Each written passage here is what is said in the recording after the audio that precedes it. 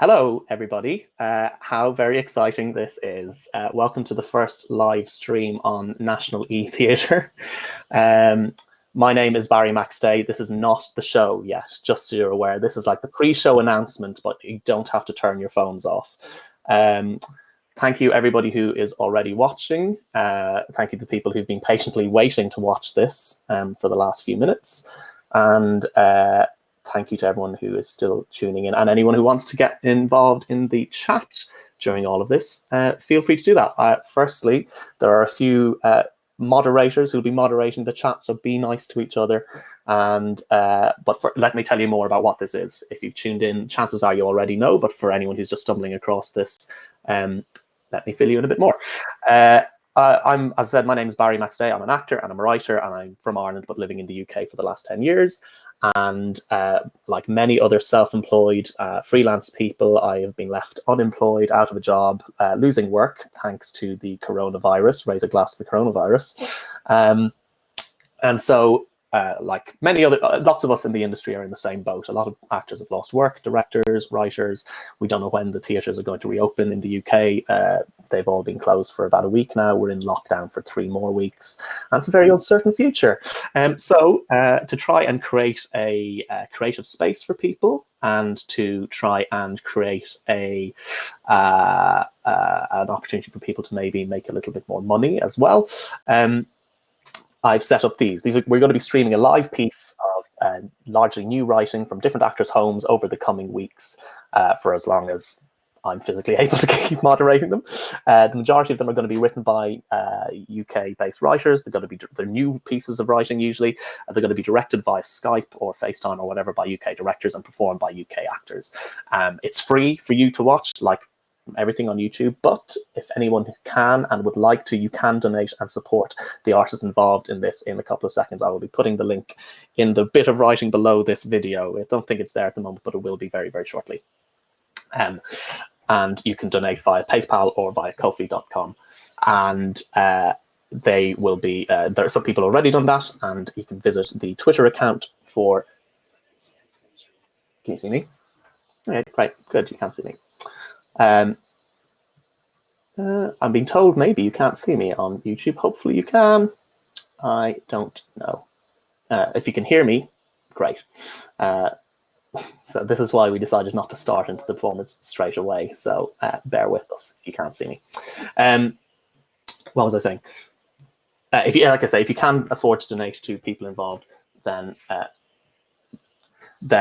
you will be able to do that via Ko-fi and PayPal.com. And if you're some of the people who, we also hope that you'll spread the word about the channel to people who are stuck indoors, who've finished all of their Netflix binge watching, and who are missing their regular dose of live theatre. We're going to do these for as long as we can. As I said, aiming for 4 or 5 nights a week, with Wednesdays and Sundays off, and we'll see how long it lasts. Before I introduce you to tonight's team, a few things. Firstly, be nice to everybody. Everyone contributing work here is a freelancer who has lost work and has an uncertain future. The majority of people who are watching and are going to be people who are stuck indoors. Many of them are scared and have lost the chance to visit their favorite theatre for a while. So be kind if you're chatting in the YouTube chat. Be supportive of people. If you don't like what you're watching, you do not have to watch it. You have permission to go and click on a different video. Like I said, there are a few nice people moderating the chats. They'll do what they can to keep everybody who is playing nice, safe and happy and secure. If you're here as an artist, then hopefully this will be a nice inspirational creative space. Maybe drop a line about getting involved in the stream. If you're here as an audience member, hopefully this will fill a gap left by all the closed theatres. And if you're here at all, thank you. We appreciate that. And like I say, if you want to donate, all the money you donate will be split partly between the artists involved in each individual video, and the rest is going to be put into a pot to be spread out among all the artists who contribute to the National eTheatr over its lifetime. Like I say, I'll put the links below this video very shortly, or you can visit the Twitter account for this at National eTheatr, with the E at the end of theatre moved to the start of theatre, and you'll find the links there. But as I say, if you don't want to or you can't afford to donate, that's absolutely fine. This is still free. Other things to say before the show starts, you might want to clap, or at the end of the show, you might want to clap. in the chat, you will be able to do that by either using the clapping emoji, or if you do not have access to clapping emojis, the letter O is the letter we've chosen to signify applause, because it will be A, it'll be like you all going, ooh, at how good the show is, and B, it signifies a round of applause. I will pause there for you all to type ooh right away. You are going to be watching an extract from 100 Words for Snow by Tati Hennessy. And let me see if I can click this and get this working. So very shortly, you'll be able to see the other people involved in this stream. Yes, I think they're all peering up now. There they are. All right. So you will be watching an extract from 100 Words for Snow. That's written by Tati Hennessy. It's just there. Hello, everyone. It will be directed by Lucy Jane Atkinson, who's up there. Hello. Performed by this lady, which is Gemma Barnett. Anyone who doesn't know about the show, it ran at the Vault Festival in London in 2018. It did a tour of the UK in the autumn of that year, and then it came to the Trafalgar Studios just outside London's West End in spring 2019 and was nominated for 4 Off West End Awards, and Gemma won one for her performance. So you're about to see that perform. And at the end, we're going to have a little Q&A. If anyone wants to ask any questions, you can do that by putting it again in the YouTube chat or by @ing us on Twitter if you hit @National eTheatr. That's all that is left for me to do. All that's left for me to say. Hopefully, people who were lining up to watch another version of this stream have found this stream. We had some technical difficulties beforehand. Please forgive us those. And Gemma is turning her phone off because it's just me. And I'm going to switch the 3 of us off. I'm going to leave you with Gemma, and in about 20 minutes, we'll be back. But meanwhile, sit back, relax, and enjoy a live stream of an extract from 100 Words.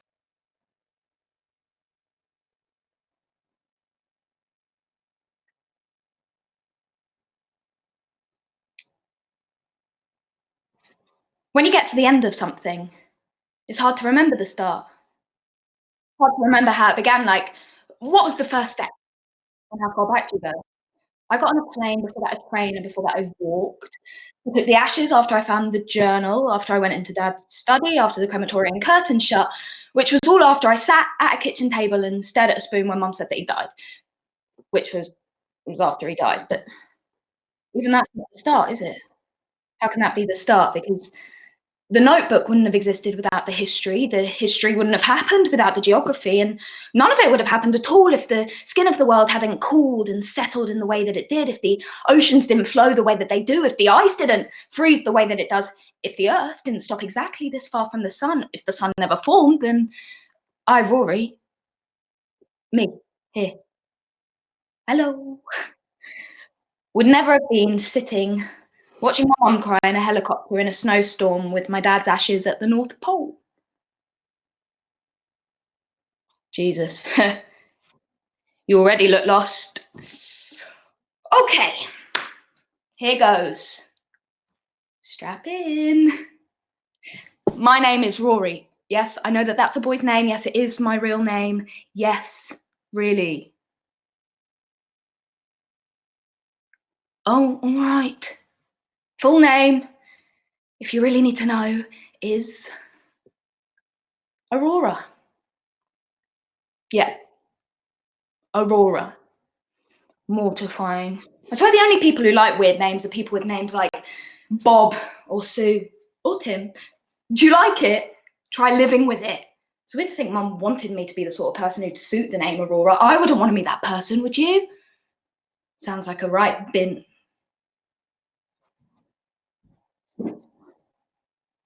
And this is Dad. Say hello, Dad. He's shy. You used to be a lot more talkative, didn't you, Dad? Lost a bit of weight, too. It's weird a whole person's in here. This is Dad's story, really. He died, obviously, walking home from school.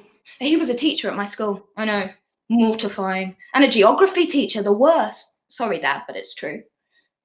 I usually walked home with him, but I'd stayed behind to have a fag with Lauren White and her boyfriend, so first I heard about it was walking through the kitchen door and seeing Mama home with the police.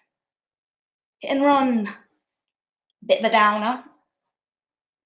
They didn't let me see the body before we got him cremated.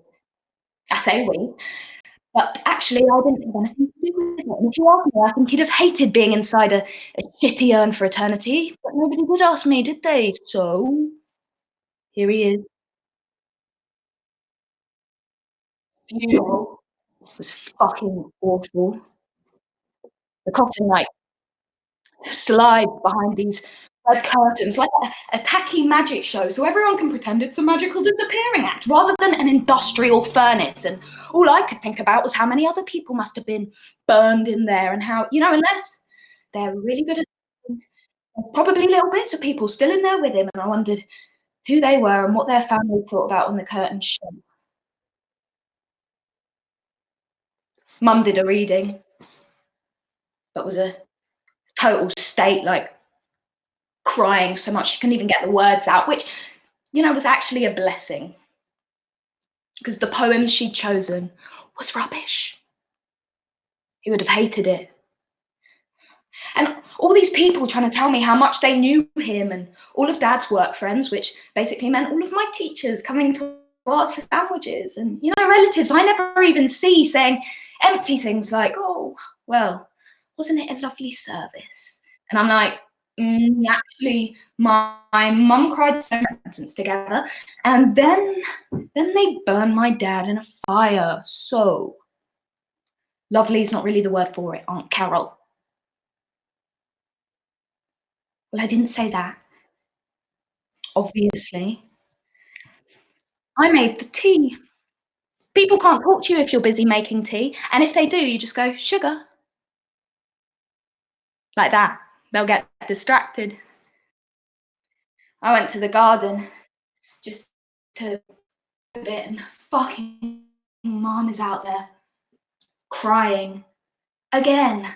I turn to leave as soon as I see her, but she's already seen me, and so I'm stuck. And hello, darling. Since when does she call me darling? All right.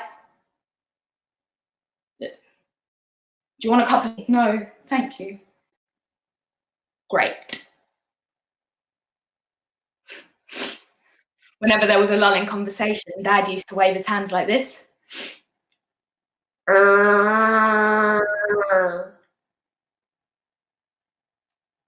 Awkward pause. I don't do that. It's nice how many people came, she said. Yeah, I say, what are we going to do with Dad? We brought him back from the crematorium, and he was just like on the kitchen table. Mum sort of flinches. We can't leave him in the kitchen, can we, Rory? Just not now. Like a bloody peppermill, Rory. I'll figure something out, just leave it. For now. Her face is red from crying. She's looking at me with this look like she's fixing words together, like she's trying to remember my face, and then she turns away and she says, it was a lovely service, wasn't it? And I go all cold inside, and I say, no, it was rubbish. And I go inside and up to my room, and I don't come down again till morning. When I come back down, the kitchen's quiet. All the guests have left. There are mugs everywhere to clean up.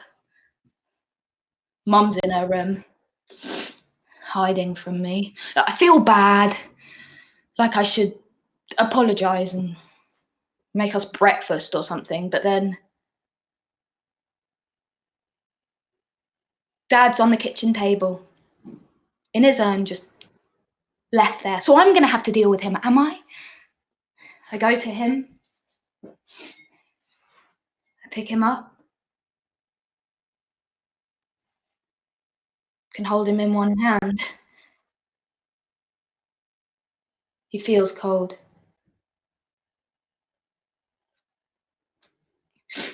You can't stay in here, Dad. There's people eating here, you know, it's nothing personal, it's creepy. Come on. I decide to take Dad to his study. I haven't been near it since he died. It was his place, you know, where he kept all of his workbooks, hid the test papers from me, made me promise not to go looking. I pause at the door. I half imagine I'm gonna open it and he'll be there in his dressing gown, leant over some workbooks.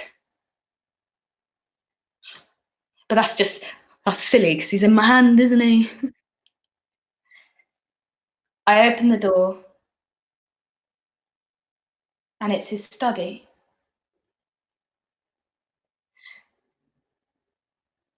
And nothing's changed. See, the thing about my dad was he was an explorer. Not literally, of course, literally, he was a geography teacher, but in his mind. And not these shitty TV explorers that drink piss for the cameras like Bear Grylls, God, what a bellend. No, like a proper old school explorer. Mungo Park, Shackleton, the blank bits on the map kind of explorer. That's who he really was inside. When I was little, we used to go to the woods and pretend we were the first people ever to go there.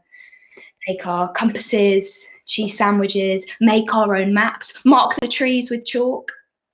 He'd set me these treasure hunts, right? Put an X on the map and I'd have to get us there. And when we got there, the treasure would be like an interesting tree that he liked or a river with some notable erosion. I tried to get him to give me clues, tell me what it was we were looking for, but he'd always say, "We'll know it when we get there." He taught me how to follow rivers, to tell the north from the stars, the pole star. If you know where north is, you can find home. That's what he'd say. His favourite was the North Pole. Explorers like Franklin and Peary hauling sleds over ice, polar bears, furs, scurvy. Inuit, you've got to call them Inuit, not Eskimos, according to Dad. And when I was little, I thought it was ace, you know? I tried to imagine it, a place where men's tongues froze to their beards, where houses were made out of blocks of ice. The ground under your feet could crack open and swallow you whole. But I got a bit old for it all, you know? And anyway, it's only pretend exploring. I've got maps of everything on my phone now. No blank places left. Exploring now is drinking piss for the cameras. He was born in the wrong time, my dad. That's what someone should have said about him at the funeral. We stopped going on our adventures. I took down the maps from my wall and I'd sort of forgotten about it all. The north and the snow and the beards. But I take Dad into his study and there it all is. Maps of the Arctic Circle, posters of beardy men in thick fur looking moody, articles and clippings about global warming all over the walls, books and books and more books with big bold font on the spines. Man's books. Dad's books. And there, on the desk, is his notebook. His journal.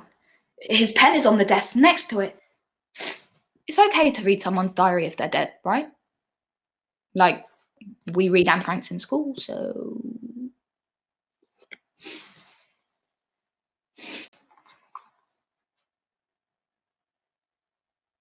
North Pole trip, it says. North Pole trip. And I remember lying in our makeshift igloo with white sheets for snow. I remember Dad saying, "One day we'll go, Rory. When you're older, would you like that?" I don't remember saying yes. I flick through the pages, careful plans, weather charts, tour operators, chartered flight companies, names of strange places, Longyearbyen, Borneo, cost estimates for 2 travellers, and a glossary of Inuit words. Inuktitut, Inuit. Niviursiak, young girl. Nuanarpok, to take extravagant joy at being alive. Panic, daughter. You planned it. North Pole trip, it says. And next year. Next to the notebook is a book with a black and white cover, a photograph of a man with serious facial hair and deep eyes staring out at me. Farthest North by Fridtjof Nansen. I remember this book. Dad used to read it to me instead of a bedtime story. A great polar explorer, one of Dad's faves. Some of the pages are dogged, folded down. I opened to one. He's underlined passages in blue and black ink. Alas, alas.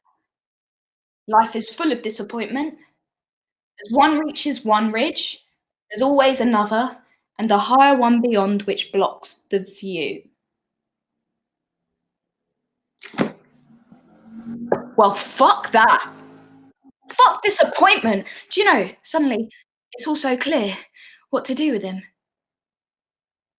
Dad, you never got to go. But I can take you.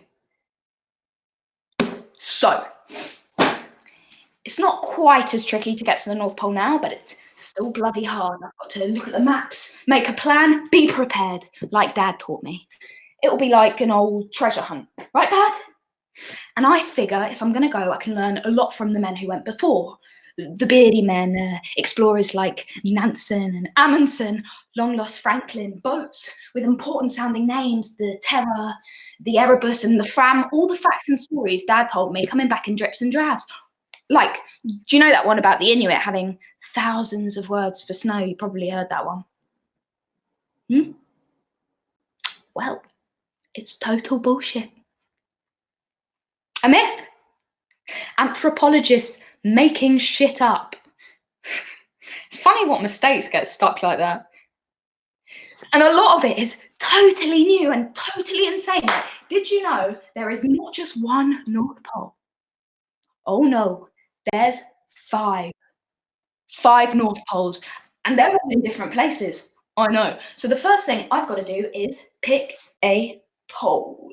Pole number 1. The geographical North Pole. That's the one at the top of the globe, or where the Earth's axis of rotation meets its surface. Thank you, Wikipedia. The northernmost place on Earth. Difficult. Pole number 2. The magnetic North Pole. That's the one where all the compasses point to, and it's never actually in the same place twice because the magnetic field's always changing. So, you know, I could get all the way there and realise it's moved to like Greenland or something. Really difficult. Pole number 3, the geomagnetic North Pole. Wikipedia says it's where the lines of attraction enter the Earth, which sounds like geography innuendo to me and is therefore gross. Also, I'm not entirely sure I understand what it is, so getting there would be difficult. Pole number 4, the pole of inaccessibility. Not a promising title. The remotest place from any other place. Supremely difficult. And pole number 5, the celestial pole. An imaginary point in the sky where the Earth's point of rotation, extended upwards, meets the celestial sphere. Directly above you if you stand at the North Pole. Sounds like it'd be the most beautiful. But probably unrealistic unless I grow wings. Impossible, so the geographical North, it has to be. One explorer thought that the North Pole was actually a tunnel leading to an underground world inhabited by other living things. Sounds balmy, but nobody really knew what was up there. You know, warm oceans, volcanoes, spikes, islands. People thought that everything was there except for the one thing that actually is there, which is nothing. Because there's nothing there. It's just ice. My gran once went on a cruise across the Atlantic, and when they got to the bit of the ocean where the Titanic sank, the captain made this announcement, and everyone rushed to the railings ready to take a photograph of the bit of the ocean where the Titanic sank. Gran showed me the photo. It's just water, obviously. Nothing to show that it's special. Well, it's the same with the North Pole. There's nothing actually there. And people died finding this nothing. A lot of people. William Barents, stranded for a year on Nova Zembla. Vitus Bering, leader of the Great Northern Expedition to Russia, died. John Franklin, British naval officer and the expedition commander of the, quite frankly asking for it, HMS Terror, lost for years on the ice off King William Island, died. And that's just for starters. You know, that's not even counting all the people who died looking for the people who died. And those were just the captains. The crew died too. Most of the bodies were never found either, so the whole Arctic is actually a bit like a big fridge freezer full of dead bodies. Maybe when the ice melts, their bones fall out and sink. Because there are a lot of ways to die in the Arctic. And most of them are slow. For starters, it's fucking cold, obviously. Or one guy, Peter Frauchen, spent an entire Arctic winter in a little hut all by himself. And it was so cold that his breath froze to the walls. So when they came back to find him, he was almost completely trapped because the walls were so thick with his frozen breath. They had to break him out with chisels. Oh, and another time, right, he was walking in a snowstorm, and to escape the blizzard, he dug a hole. He pulled his coat over the top of it, but the hole froze shut. So he did a shit, molded the shit into a chisel shape, waited for it to freeze, and then hacked his way out with his own shit chisel. Yeah, it's cold. And frostbite is nasty. And then there's scurvy, which is literally no picnic. On Elijah Kane's expedition, 20 of the men died of rabies they caught off sled dogs. Franklin's men ate each other. People still get killed by polar bears. Nansen called it Helheim, a place where the death goddess holds her sway, an abyss at the world's end, a shore of corpses where no living creature can draw breath. That's where you want to go. Why? I guess I'll know when I get there. I reckon I'll go via Norway. That's where Nansen's from. I can almost follow his exact journey. First, I'll fly to Tromsø, way up in the north. Then I'll get a flight to Longyearbyen, the capital of the island of Svalbard. I know, epic. And from there, I can get a charter flight to Borneo. That's the Russian base at the 89th degree, the last place that you can fly to before you then ski or sledge the last 60k to the pole. Easy. We'll figure it out. Taking Mum's credit card. I know, but I can't exactly ask her, can I? She didn't exactly ask me before putting you in there, so I don't need to ask her. She got her shitty little funeral now. I'm going to do it right. Besides, she can leave you on the kitchen table for as long as she likes, but first, I get to do this, okay? And I'll pay her back. Probably. Do you think we'll see a bear? We're going at the right time, apparently. Springtime. In the winter, there's literally no sun at all. It just goes beneath the horizon and stays there. I don't even like it when I come out of school and it's dark, so that sounds like a nightmare. Then in the summer, the ice melts. It gets a bit slushy, not so easy to cross. Springtime is Goldilocks. Just right. Bears coming out of their winter dens. Night before leaving, I head up to the attic. I dig out my coat, my compass, my big bag from our treasure hunting days. I pack up everything I think I'll need, and shit, I hear Mum come up the stairs. "You all right?" she says. "Yeah," I say. "Do you need anything?" "No, thanks." "Do you want to go back to school after the holidays? It must be lonely here." "I'm all right, thanks." "Well, you just let me know." "Yeah. Good night." "Night." She's looking at me like she's about to say something else, but thinks better of it and shuts the door.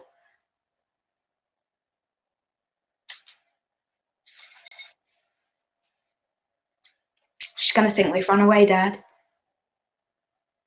Once we've gone, there's no coming back until we've done it. No second chances." Am I really gonna do it? Are we really gonna do it? Dad would have looked to the beardy men for inspo.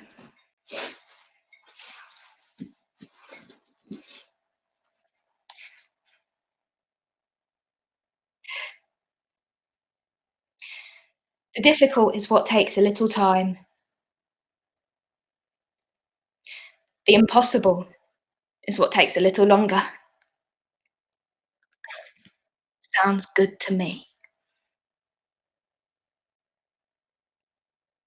Yay! Right, I'm taking this away. Well done. I can't listen anymore. You're back. Amazing work, Gemma. The people in the chat, if you enjoyed that, either clap hand emojis or ooh. There are a lot of oohs going in the chat right now.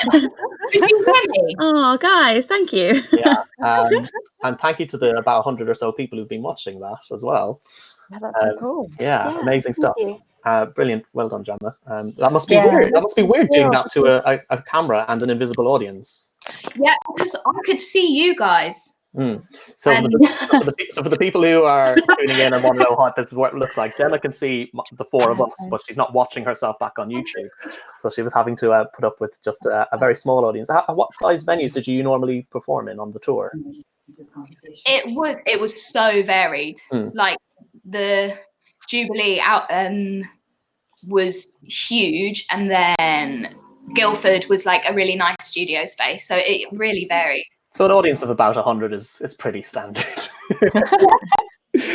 For people who are watching, if you enjoyed that, I have to keep remembering, because I'm not a YouTuber, I have to remember to say this. If you want to watch more videos like this, you can like and subscribe to the YouTube channel.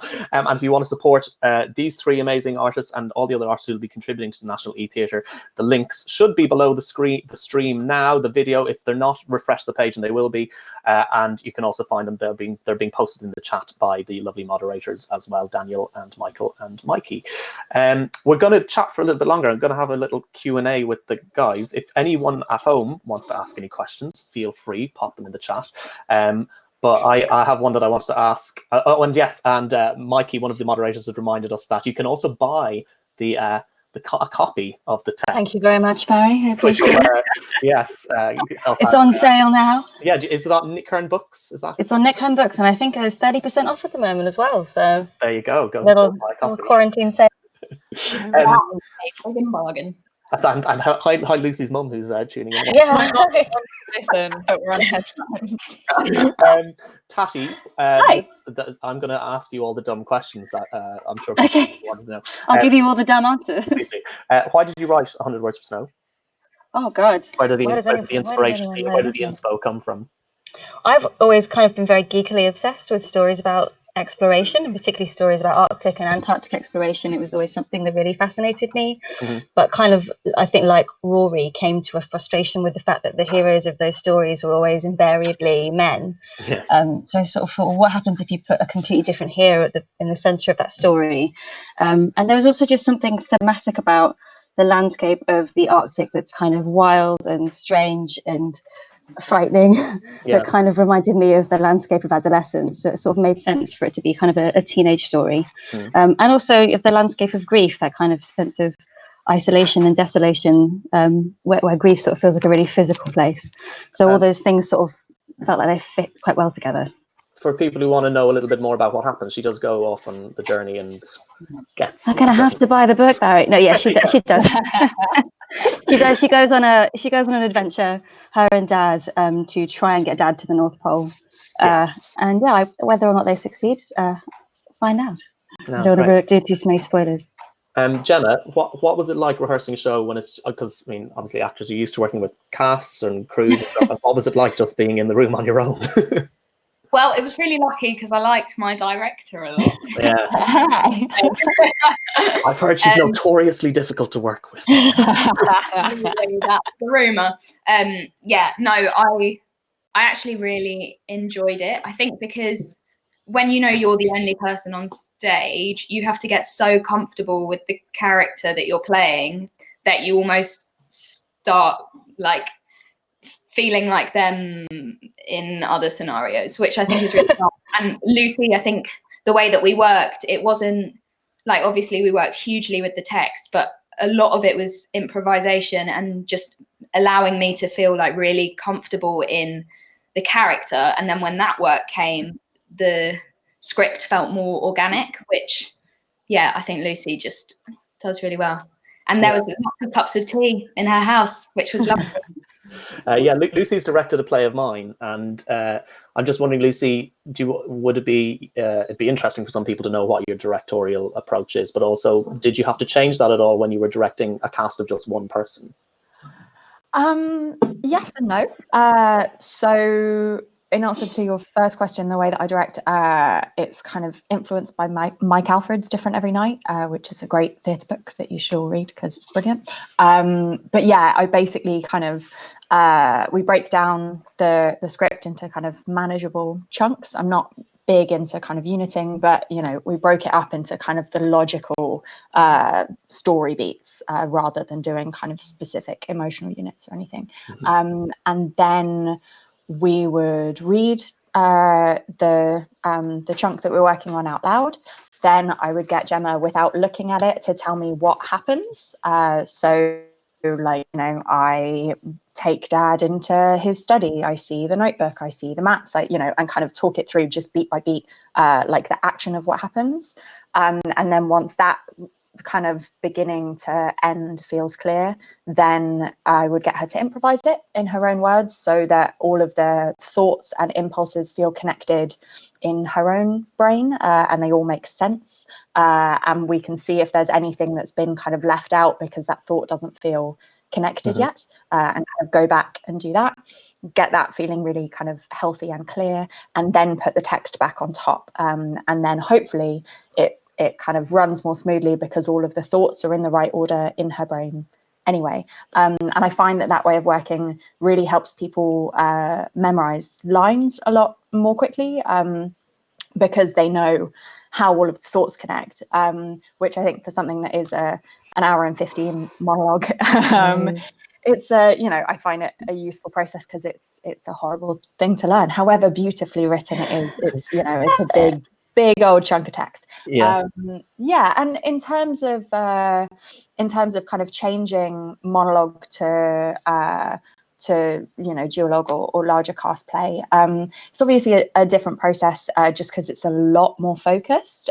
So we weren't doing full rehearsal days at any point. We were doing kind of 2 or 3 hours at a stretch, just because it's a lot more focused. And then I think it also, I don't know, you can go into so much depth with it, but the thing that's different directing a monologue play to directing a play with a larger cast is that you can't really ever be taking notes while the rehearsal's going on, because they are, you know, you are the only other person in the room with your performer. And so instead of getting feedback off their other actors, and, you know, acting is reacting, if I'm kind of sitting there and like not looking at Gemma and writing notes, then she has nothing to act with or against, which was probably something really tricky for this stream that you just did, because it's a direct address play that you weren't addressing to anyone. Well, that actually, someone in the chat, Daniel Grocott, who's one of our moderators, has asked in the chat, how different has it been to directing online versus being able to talk and do it in person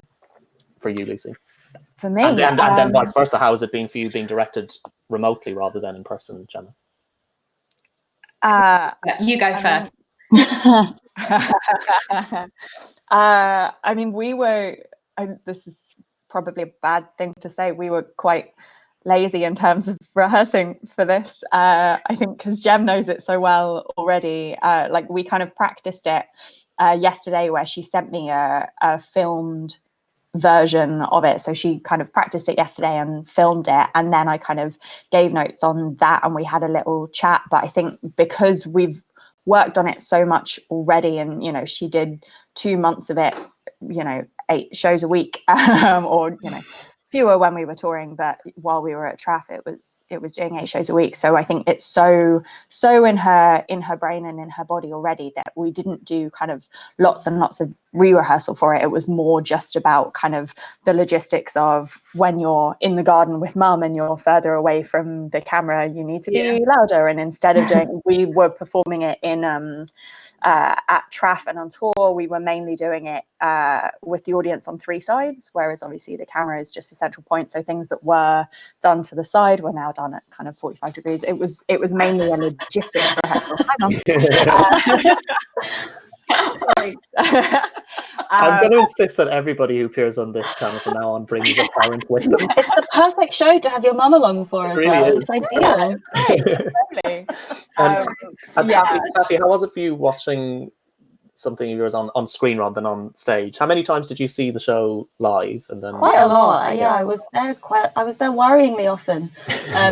Well, it's such a joy to see your words being performed that brilliantly. It's, you know, it's a delightful experience. So every time I see Gemma do it, I think it grows and grows. Yeah, it was really interesting. You get different aspects of the character sort of emerge. The kind of the intensity of Rory comes across really brilliantly. It's like having a front row seat. Yeah. And I have a couple of other questions I want to ask. Yeah. Do you have a favorite Arctic fact? I mean, it's in the show. It's the one about the shit chisel. Because when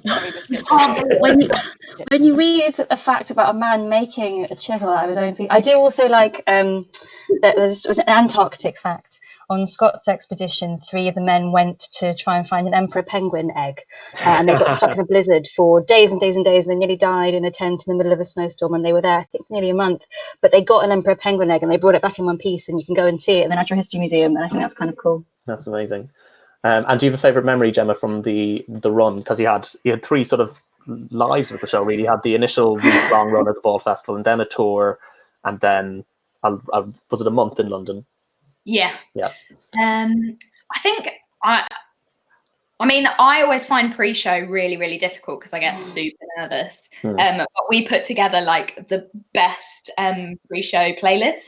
So I think it might have been actually like on one of the last performances at Traff, the like 15 minutes before, and hearing those songs come on, and then like seeing my stage manager and knowing that Tati and Lucy were in the audience. So that was great.